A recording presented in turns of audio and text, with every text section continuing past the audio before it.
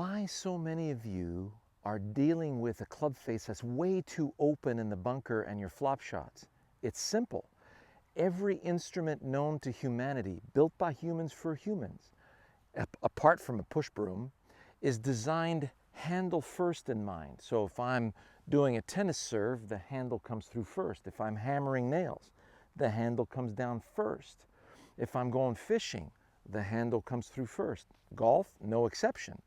So if I start here with a square club face and I plug this into, let's say, a baseball swing, and I commit to the pitch, and here comes the hands, then the bat, what's going to happen now? Notice how open that face is? So if you start with a club face that's way too open to begin with, then you're going to struggle out of the bunker. So many of you who feel like you don't have enough momentum to get the ball out, your club face is way too open. And some of you with a much stronger grip, if the face is too closed, the club is going to dig. So essentially, all you're looking for is for the sole of the club to ride along the surface of the sand like a snowplow or a road grader. So if I add momentum to that, so I'm feeling right now that I'm able to spray some sand forward onto the green using the sole of my golf club. So if I feel that it's catching, I need to open the face a bit more. If I feel like, if it's too open, notice now, I can't move any sand. It's just going to deflect off the sand and nothing's going to move. So for me, it's opening the club face about 15 to 20 degrees. And now I'm just focused on using momentum to spray sand onto the green where I want the ball to land. And you can see how easily that comes out. If I open the face too much, see what happens? And if I close the face too much, if it's too square, then everything catches and the ball can't get out. So the right amount of opening is really simple. All you're looking for, and if I do it towards you here, all I'm looking for is spraying sand with the sole of the club. So you notice how I'm moving the sand toward the camera? I'm going to spray some sand onto the green where I want that ball to land. There we go. Nice shot. So let's look at what that looks like from behind here for you. Spray some sand. About 20 degrees open, spray some sand. And there you have it.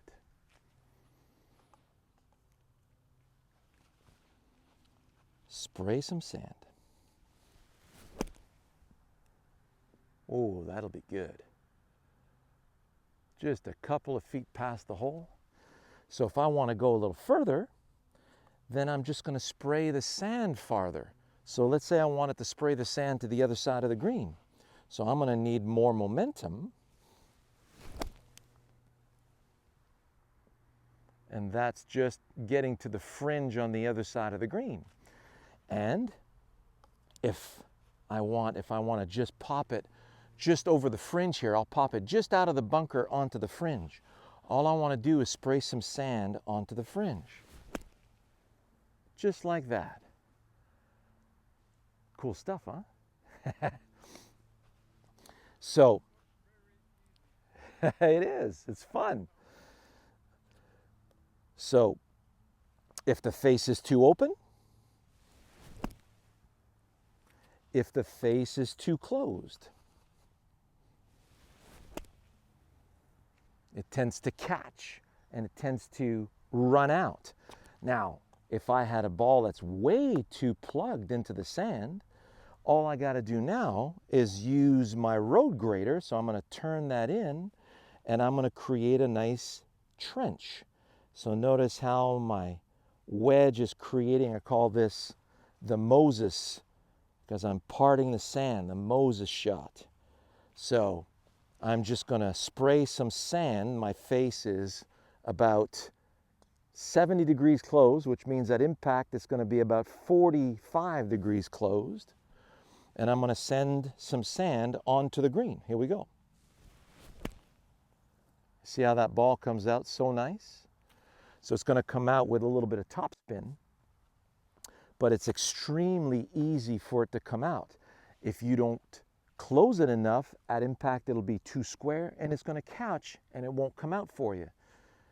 A little more closed, then at impact, now I got my ditch digger coming through. So it's all about how you're going to use the club to move sand onto the green where you want that ball to land. There's your secret. So let's look at the flop shot. So what you see in front of you are a bunch of dandelions in disguise. And what I'm doing with the sole of the club, when I open the face, and at impact it's going to be, my hands are going to be that much more forward, that's going to be for a very pronounced flop shot. So I'm picturing the leading edge here has teeth on it, and I'm sawing through the dandelion stem with the sole of the club. So I'm going to use momentum to saw in the direction I want that ball to go. So let's say I'm going to use this as an intermediate point so you guys can see that. And I'm going to stay left edge of that leaf because it's a fade. So I open the face about 20 degrees. At impact, it's going to be here. So that's going to be about 45 degrees open.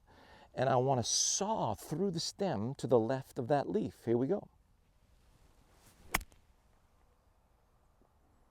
And there it trickles down. Oh, come on. One more foot. So,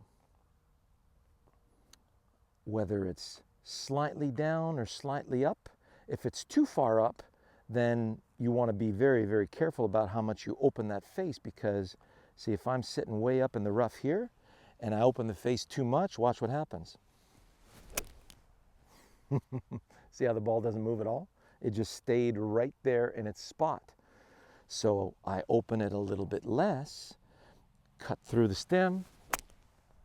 There's that beautiful flop shot that trickles down to the hole. There's 2 feet. So we're just using some nice momentum to cut through the stem.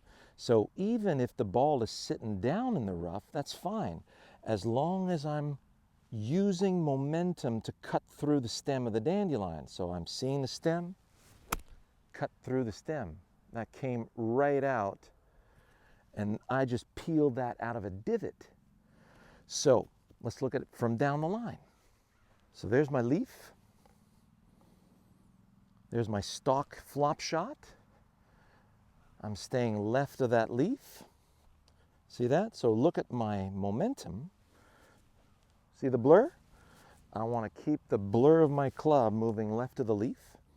That face is about 20 degrees open, and I'm just flowing through the stem of the dandelion with the weight of my arms and club. I'm letting it fall through the stem in that direction, okay? So you saw how nicely that came out. Now, I got a choice. I can open the face less, use the same amount of momentum, or I just need a little bit more momentum. So watch the difference. More momentum. Gather up. And there it is. And that fell about 6 feet short of the flag. It's very downhill. So if I do that with a little bit more open, I've got the right combination.